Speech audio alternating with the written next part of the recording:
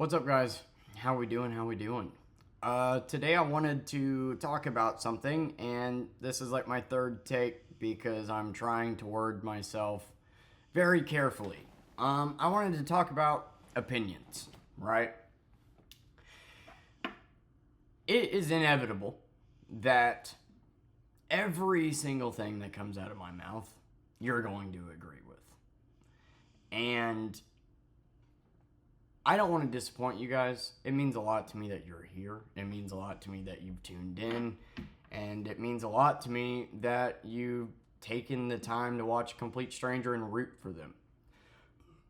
We're at 104 subscribers. We just got a new one. Welcome, welcome. We lost one and then got a new one. And that's kind of what I wanted to talk about.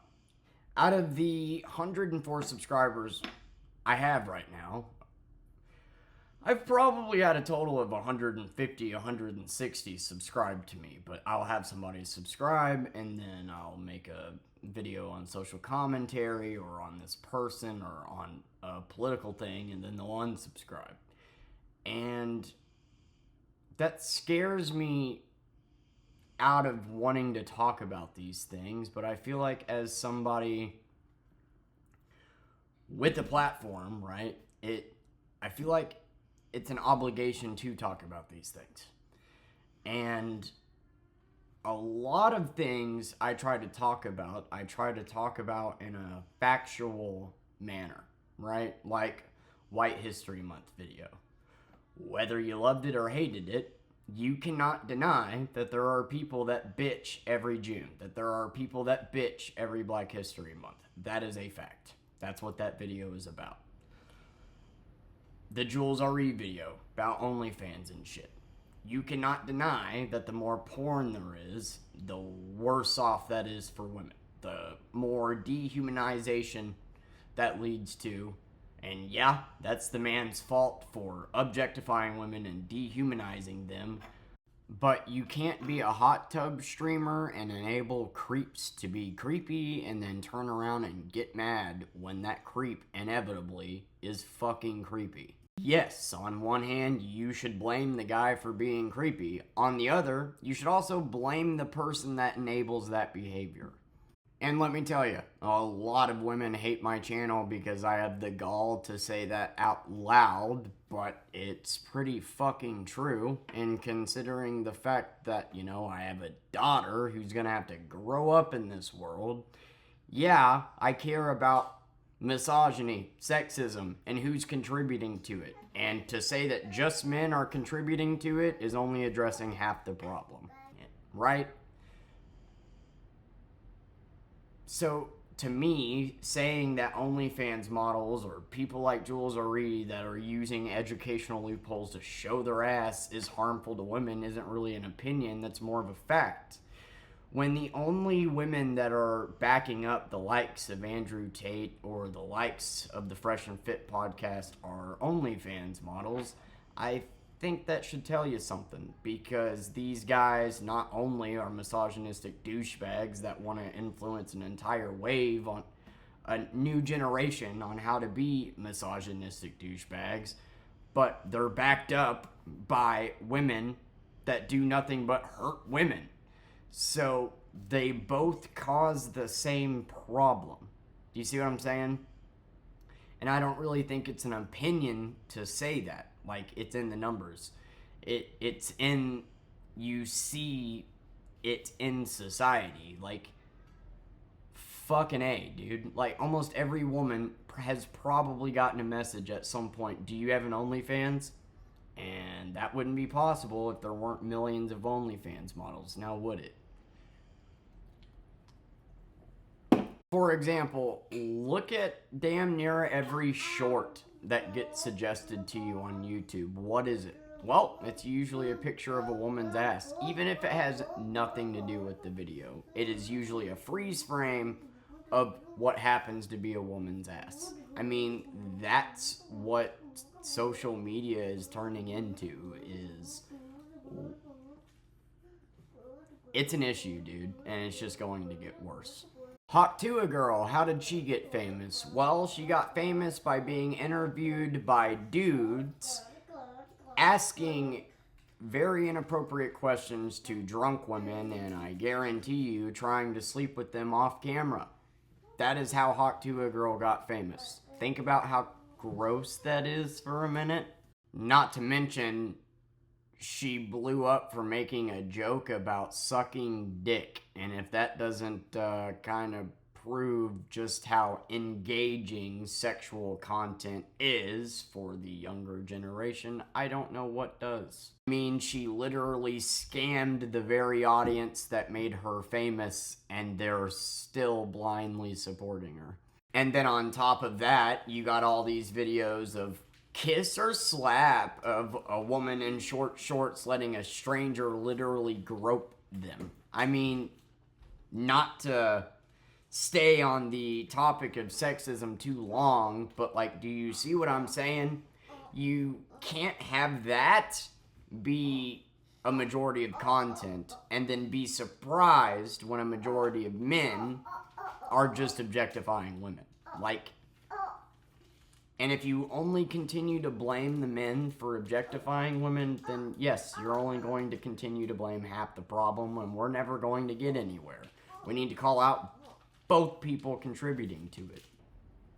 While I understand that talking about social commentary and these things always run the risks of having somebody disagree with me, I encourage you to, if you disagree with me, don't just unsubscribe, to challenge me. Challenge my perspective. Say, hey, you know, I think you're going a little bit too hard on this person here. Give me some constructive criticism, some constructive feedback. One of my followers that has been with me for the longest is actually a woman that I got into an argument with. I assumed all these things about, and to this day she continues to prove me wrong. I'm trying to use that one follower as an example because she, I think, made me better. All this shit I said about her was wrong in the argument. Like, we argued, and I said all this shit, and I just assumed wrong about her, which made me reflect on myself and my assumptions, right? Which is an opportunity for growth. Not to assume shit about people just because they're saying this, right? And in a way, she grew because she knew why I got so offended by what she said. Like, we helped each other with our disagreement in a way, which is dope. That's what it's all about right there. I've had other people that have subscribed to me that are right-leaning that have challenged some of my politics and made me look at things a little bit differently and from their perspectives, and I can appreciate that. Everybody thinks differently, and that's what makes them unique, and we're not all going to agree 100% of the time. The hard thing is I could easily just stay away from social commentary, stay away from politics, stay away from, all these issues, play it safe, just talk about my life, talk about movies, talk about football, and stay away from anything that has to do with these icky conversations that people don't want to have. That would probably make my life a lot easier. That would probably make growing a lot easier. But I feel like with what I've came from, it is important to talk about these things. There are not enough, let's face it, dude, there are not enough level-headed people out there in the middle, all right, that are influencers. A lot of them are extremists on either side, right? You got a lot of fucking alt-right people that are influencers. You got a lot of left people that are influencers, but a majority of us are in the middle. A majority of us can think for ourselves. We don't just take a stance based on what side it's coming out of. That's the people that I'm trying to talk to, and that's the people that I have successfully gotten here. But with that being said, with the topics I discuss, we're not always going to agree. And that scares me because I don't want to disappoint you guys. Y'all mean a lot to me. When I'm talking about these deep, dark, depressing videos about my life and sharing information about the trauma that I went through, I do it for multiple reasons. A, because it's kind of like the first time I'm confronting it, you know, because like I said, when something traumatic happens to me, I kind of just lock it in the back of my brain, pretend it never happened, and then I would do drugs. That's how I used to deal with trauma. So in a way, me talking about these traumatic things to you is the first time I'm dealing with it. B, I'm hoping that these videos might get to the person that it needs to and help them. Help them keep going when they're in a moment of doubt, in a moment of weakness, and can relate. And C, to give you an idea of why I think the way that I do and why I have the perspectives on things that I do. To help you better understand why I think the way I think. And a lot of commentary channels, they don't do deep dives into their lives. They don't talk about themselves. They don't do that shit. I think it's important to make myself known and like what I've been through and all the shit that's happened to me, so you better understand why I make the commentary that I do. Does that make sense? Because when you're watching me for the first time on a video where I'm making fun of the Fresh and Fit podcast, a person's first reaction is gonna be, who is this fucking guy? Like, why does he feel he has the moral compass to talk about these things, talk about what's right and wrong and whatnot? And that, to me, has already been answered by a lot of the videos I have talked about. I am not right 100% of the time. I'm wrong. Sometimes that does happen. And, you know, there's growth in being wrong. There's growth in being proven wrong. There's growth in somebody letting you know that you are wrong. I never want to spread factually incorrect information. And I never want to spread an agenda. I just want to influence the world for the better. And, dude, that little girl, I'm scared about her future. When all these wannabe alpha males are big influencers preying on 15-year-olds with low self-esteem that fucking follow them so hard that they cannot stand when they're factually proven wrong, and just that's how, like, these 15-year-olds that follow, like, the Fresh and Fit podcast, you can factually prove word for word every sentence that comes out of their mouth incorrect, and these 15-year-olds are brainwashed to the point that they will just not fucking budge. Hopefully, once, you know, they got a full frontal lobe, they'll start to realize, like, wow, this guy's kind of full of shit. But it's disgusting to me that there's influencers out there that impact society in a negative way. Critical Drinker, he's one of them. He does nothing but push a fucking political agenda on people, even if it's factually incorrect, and then makes 20 fucking videos whenever somebody says a political stance that he doesn't agree with. I guess the Critical Drinker is the only one that's allowed to be political. Brother, I'd go toe-to-toe with you any fucking day of the week. Anyway, forcing an agenda and influencing the youth in a negative way is a lot of shit that I see on here. And it sucks. I worry about that. A large part of influencers are not good. Like, 99% of them aren't. And they prey on where the biggest number is. And where is that biggest number? Teenagers. The next generation, dude. That is where a majority of the numbers are. And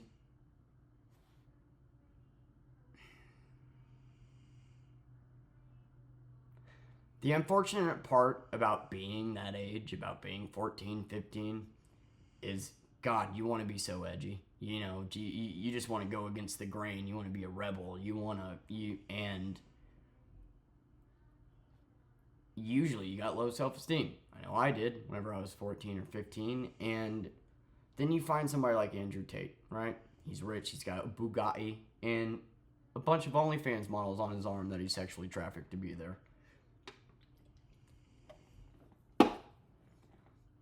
And then they prey on this 15-year-old naiveness, their self-esteem. and think, wow, if I follow this dude's advice, I'll be rich, I'll get all the women in the world. When in reality, they're giving you shit information and they're teaching you how to be an insecure dude. They're teaching you how to, if you hit on every woman you see, no, that's not a win-win. You just look like a fucking insecure, desperate dude. You've got to understand that a pretty woman gets hit on all day long. Every fucking guy that sees them probably says smile beautiful, holds the door open for them, then cusses them out when they don't say thank you. Confidence is, first of all, not needing somebody to be happy. Second of all, women want the one guy they can't have. When you show no interest in a woman, that shows more confidence than hitting on, like, I can't express enough to you just how, like, wrong the shit, like, just how factually incorrect the shit that comes out of the Fresh and Fit podcast mouth is. And I'm just using them as an example, but, like, what worries me is OnlyFans models, Andrew Tate and the likes of them.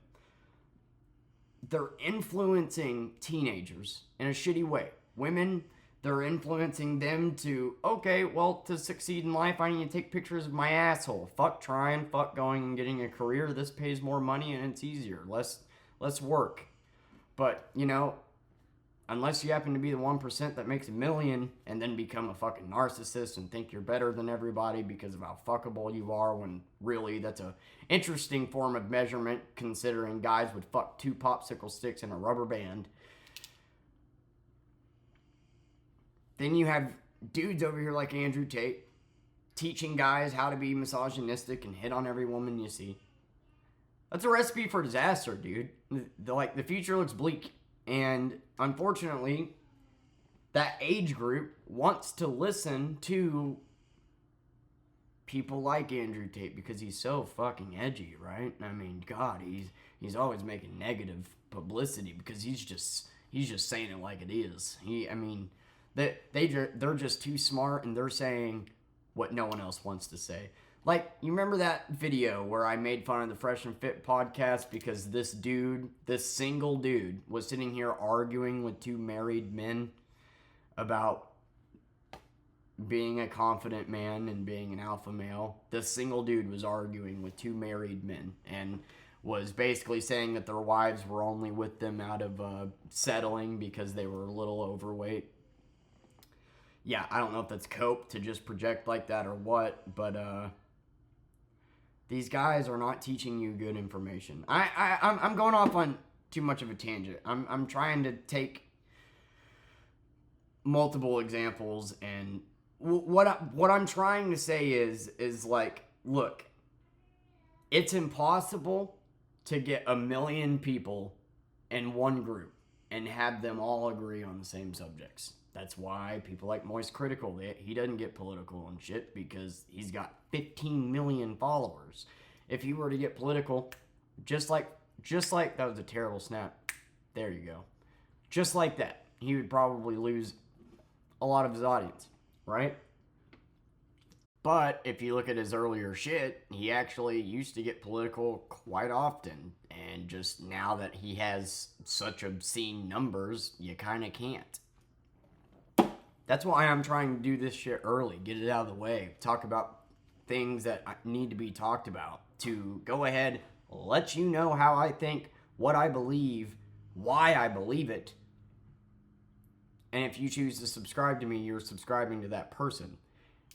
And I just don't want y'all to me come out with a video one day, you disagree, and then unsubscribe. Because y'all mean a lot to me. I mean, look, you can unsubscribe for whatever reason you want. It's just, if I ever make a video you disagree with, tell me why. Tell me why. Tell me if you think I'm being too harsh, or if I need to dial it back, or if I'm being too narrow-minded on this, because I am growing and I am trying to be better. I've have to take a look in the mirror sometimes and realize that sometimes I'm the asshole. Sometimes I'm the guy that can't take a disagreement. And take things a little bit too personal and too harshly and can't agree to disagree. And sometimes I need to work on that, you know, like, so disagreeing is sometimes a good thing and can benefit both of us. I don't want to disappoint you guys. And y'all have helped me get through this year. You really have. And when I get comments like some of the comments that I've gotten from you guys, they legitimately make me tear up because this has been a fucking hard year. And I'm just really glad that I decided to turn the camera on and film that one day. And I didn't know what I wanted my channel to be about. And in a way, I still don't. I do like just rambling sometimes. I do like just talking about my day sometimes. But, you know, that's not going to get that big of a following. Just talking about my day, talking about Uber every day. Sometimes I'm going to have to get political. Sometimes I'm going to have to do some commentary. Sometimes I'm going to have to talk about some social, you know, injustices. And when I do, I hope I don't lose you. You know, and if you disagree, always feel free. Always feel free to let me know your opinion, why you disagree, what your perspective is. Because yes, coming from the racist, bigoted household that I did, I can be narrow-minded when it comes to the point I'm trying to make. And I've noticed that in my videos, and I'm trying to be better. But I don't know if any of this makes sense, but I love you guys. And it means a lot to me that you're here. And I don't want to lose you just because after all the videos you've seen me make, just because maybe I make a video in the future you disagree with. I 100%, implore you to tell me why you disagree. Give me your perspective. Help me grow. Help me see why. Well, why am I being too harsh here? Why am I being too narrow here? And the people that have disagreed with me and subscribed to me and have done that have helped me. And I do think differing opinions can help each other. Differing perspectives can help each side grow, if that makes any sense. And when I try to talk about social commentary and politics and shit, I'm trying to talk about shit I've actually seen. Like, racism is I've talked about a lot because it's something that I grew up watching every day. Inward this, inward that, every fucking day. So yes, I'm passionate about talking and speaking up against it because it's something that I witnessed every day of my fucking life for a decade. Now some maybe have never witnessed it a single day in their lives, so they might think that it's exaggeratory or whatever, but it just depends on where you are, how you grew up, so no perspective is the same. And the whole reason I started making videos was to vent, grow as a person, and bring you along for whatever the fuck this journey is that I'm going on. And if you're here, you mean a lot to me. And I don't want to lose you just because I made a political video or you disagreed with me on something. So, with that being said, hopefully this video makes some sense. I love you. I appreciate you being here. And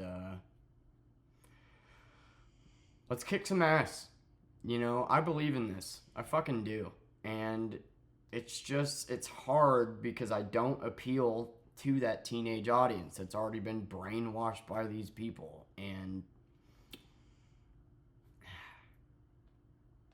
maybe one day when they get a little bit older, I want to get better at making more commentary videos where we watch videos together and I talk about stuff, but those videos take hours to edit, and my schedule is just too insane.